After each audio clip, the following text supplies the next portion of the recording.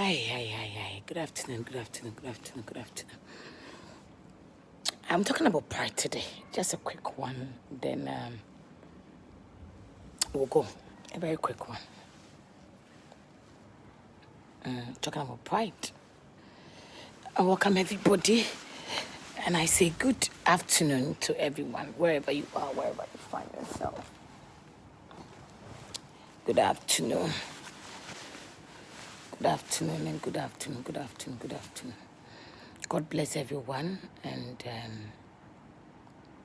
may God continue to lift up his hands on us. I want to talk about pride, a little talk about pride. You see, because of your pride, you've lost the marriage, you've lost the job, you've lost everything. It's hard for you to say sorry to your husband or to your wife. It's so hard for a young girl, some of the young girls, this generation young girl, to accept I'm at fault, I made mistakes, and I'm sorry. Pride is making you feel you are on top of the world and nobody can be like you because of your pride. You've lost everything. It is hard for some of this generation young ladies to come down from their high horse and accept realities on grounds. And accept that the life you portray to the world, that is not the same life you are living in secret. We are too much on the high. We can't humble, we can't submit, we can't. It's so hard. I want to read something for you. As Proverbs chapter 8, the verse 13. The fear of the Lord is to hate evil, pride and arrogancy, and the evil way, and the forward mouth do I hate. If you fear God, pride cannot be part of you. If you fear God, you don't speak with arrogance. If you fear God, you always watch the ways that you take. You don't take the ways of evil. Why do you plan evil against a friend, your wife, your husband? Why do you hate that friend that showed you love? Why do we conspire against people just to bring them down? You see, because of your pride, you've lost everything. It's so difficult for some of the women that I've come to see or come to know. It's so hard to see some of the women who are made, who are blessed, who are educated, some of them who are in abroad. When you were in Ghana, you respected your husband, you respected your wife. The moment you end a place and you are lifted and you are blessed and you are on a higher level, when God is taking you to another level, we change. There's a man of God I knew. They were nobody, as we were all nobody. But when Jehovah began to lift them up, we became slave masters, slaving people that come close to us. Man of God, you are lifted and you have got people under you serving you. And you think they are not human beings. You treat them anyhow. And you, young minister that you are coming, you got opportunity, got platform. You were launched. You got a place. People heard of you. People followed you. People loved you. And all of a sudden, you allow pride to enter. And you thought beside you, there was nobody that can be like you.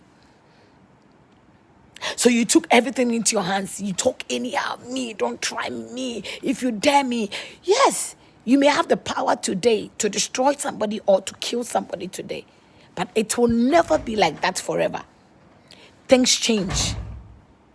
Anything can change. So you need to ask yourself questions. Would this pride help you? Will you survive in this pride? If nobody is telling you, let me tell you. For pride is killing so many people, especially the young ladies. It's so hard to see a young woman that has issues in her marriage and she's ready to work it out.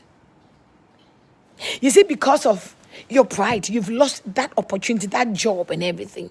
Or because you were not ready to come. You're not ready to listen to anybody. You're not ready to listen to anybody. You want to do things without anybody correcting or directing you. Because of pride, you've lost all those friends from you. You've lost all of them. You've lost those that were so much important to you getting where you are today.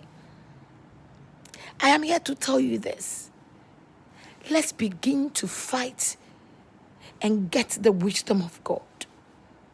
Let's begin to portray that we are Christians.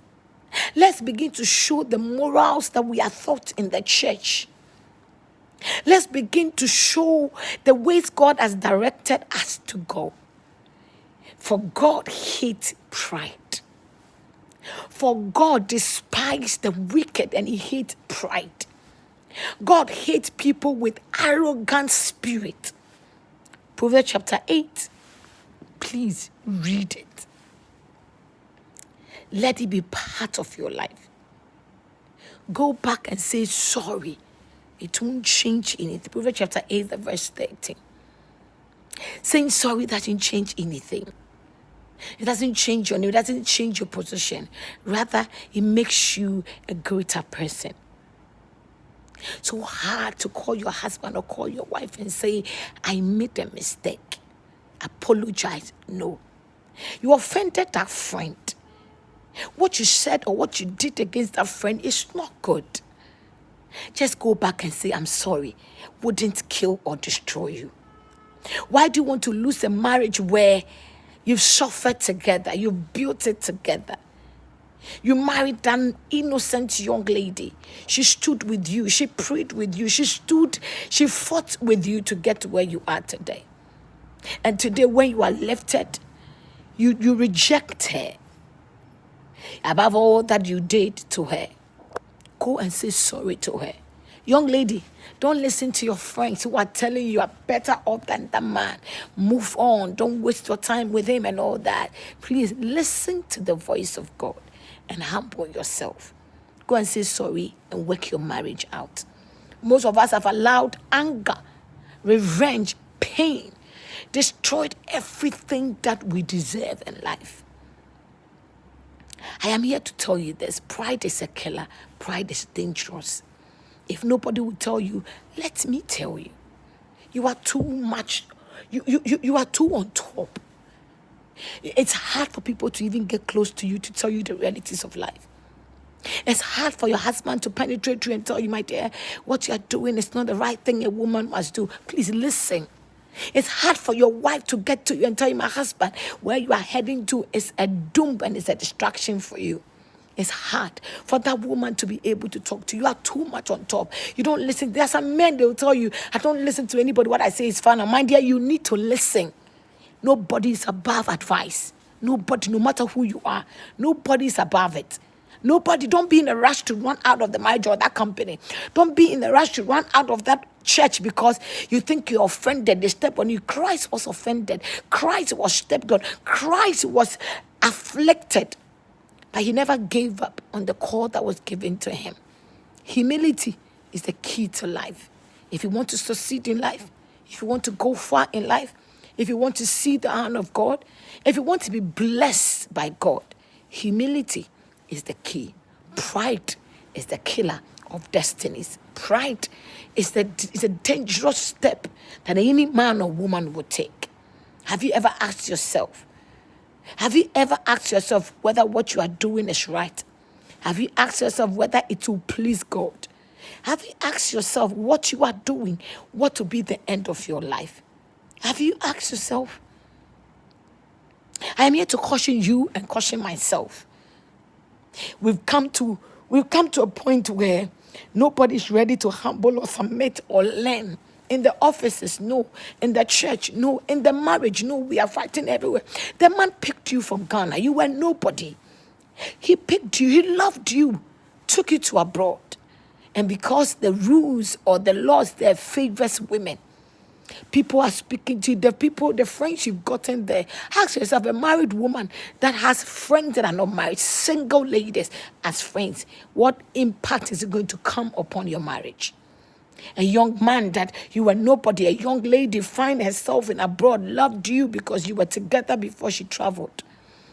And when she got there, she stretched her hands to be of helping hand to bring you there. You marry and then live a life together. When you got to abroad, You thought you've got enriched. You've got better people.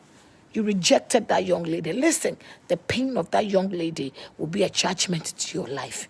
The pain of that man that suffered to stand with you to get to where you are. And because in abroad the rules are working for you, you call police, you sack your husband out. My dear, tomorrow judgment will follow you. Why don't you sit down together and talk about it? Why don't you hold hands together and pray about it? Why don't we find solutions to the problems rather than standing on high heels and ready to listen to anybody or succumb to anything? I beg all of you. I'm seeking all of your attention. There's too much chaos in the system, too much violence in the atmosphere. Social media, everywhere you go. This one is insulting this one, is fighting this one. Can we cease fire? Can we cease fire? I beg all of you. I indulge all of you. No matter what has happened, let patience rule. When anger forces you to say things you shouldn't say, it becomes a stigma. It becomes a danger to you. When you are angry, don't react. When you are furious, please stay away for a minute and breathe on yourself. And when you are relaxed, you take a decision. You are too much angry with that person without listening to their part. You heard something. They said they do this. They did that. Yes, they may have offended you or stepped on you. But vengeance is of the Lord. Somebody will tell you, if you keep quiet for long. And this, yes, we all flip sometimes. We've all made our mistakes. We've all made our mistakes one way or the other. When we got angry, when we heard things about what people say about it and all that. But I've come to realize what people say about you don't really matter, because those that are speaking about you may not even have all the clue or the information about you. They don't know your story, but they speak about your outcome. If you don't know somebody's pain or somebody's story, be careful the things you say. I've seen so many young girls on social media that talk with pride and arrogance. But Proverbs chapter 8, verse 13 tells me God hates arrogance. He hates pride. He hates people with evil mind and evil thought. You heard something about somebody. Why don't you listen to their side of the story? Why do we allow social media to make us destroy people that we don't even know? We say things about them. And when the people want to get to you, for you to listen to them because of your pride, because you think you are too high than them. You may be a journalist, you may be a preacher, you may be a doctor, you may be whoever you are. Listen, you are not bigger than anybody. Come down from your high horse. Come down. Because you will need somebody tomorrow. Because you will need somebody to listen to be there for you tomorrow. So please don't think you have arrived. Don't think you have reached. Don't think because you got a car, you got a house, you got a company, you are married, you have children, you have everything, you have connection, you have got people, so you are okay. I am so scared for you if you think you are okay. If you think you have arrived, that is a spirit of pride, and it's so dangerous that it is going to destroy you. I beg you, if you will listen to me, I may be nobody to you. I may not be of your class. I may not be of the kind of people you want to listen to. But please, just give me a minute or 5 minutes of your time and listen to this. It may help you. You not liking me doesn't change anything. But the word of God is what you need. Forgive that person. Calm down. Go say sorry. Learn how to appreciate. Learn how to sometimes keep quiet. Don't think it because you are there. So those who are not there are not humans. Watch your words. I've seen some of the media people, I've seen some people that have spoken, have reacted to me, showed attitude because they think their platforms are big, and if you don't get it, you are gone. Mind you, the biggest platform is the platform that God has given unto us. Calm down, my dear. If you don't know what somebody is going through, don't be quick to judge them. The way you are behaving, who does she think she is? Who does he think he is? The moment you feel that way, pride is entering you. Calm down. Yes, the reaction was wrong. Yes, maybe the way they behaved was wrong. But until you get close to know why they did that, don't be quick to judge. They may be in a situation that you don't know. Get close. Don't judge. Don't look down upon people. Don't talk bad about people if you don't know them. Not because of what you have heard. Not because of the little things you have seen. Try to understand and be in people's shoes.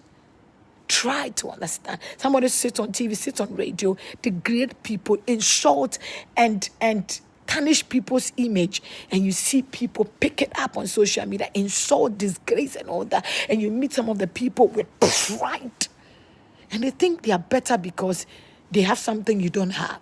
My dear, there's one thing that we all have, as far as you are listening and watching me, that is breath. So if you have car that I don't have, I have breath, you have breath. One thing that is so important that we should cherish and value is the breath that has been given to us by God. That's why the moment you have breath, calm down. Because one day your breath can be taken away from you. What would you do? Your pride won't take you anywhere. Humble yourself. Humility is the key. Go back and say sorry to your husband. Say sorry to your wife. Bring solution. Sit down and talk and bring solution. You are too much insulting. You are fighting and everything. Yes, he has done wrong. She has done wrong. But getting angry and insulting and bringing people into it wouldn't solve the situation. Or today, you're okay. You have your house. You rented everything. You're working. Everything is working for you. Time changes.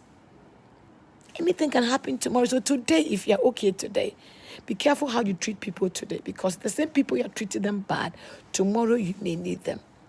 That is a very short word I want to give to you today. Please, work on your pride and work on yourself.